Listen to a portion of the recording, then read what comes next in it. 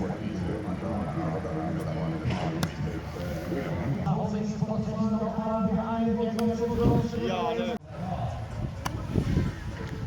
tõmm. Samas tehtud tegi. Väga tõmm. Enam ei tule. Peab tule. Super löök. Väga hea.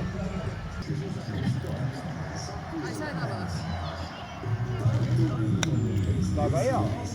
No peaaegu. Ja põhiasi on see, et see keha kõrgus ei muutu seda.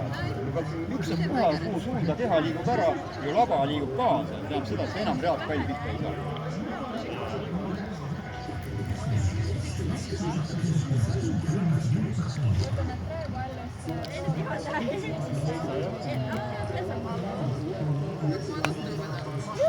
Olemas sees.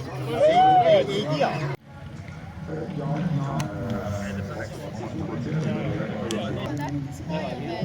Jah, kohe. Selle löögi nimi on pudru.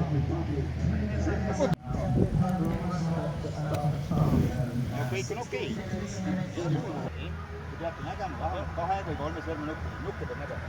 Miks? Eelkord, kui kolti tehti käes ei ole, päästud olla, me näeme.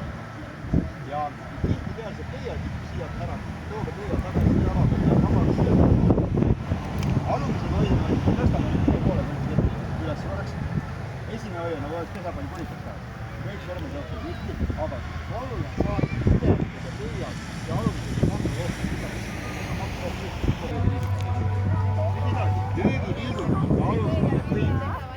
Õlgadega, õlad pannud, käed ja koltid tööle. Nüüd siis edasi, kõige tähtsam asi löögi all on mis? Tule üks sinna poole. Arutu.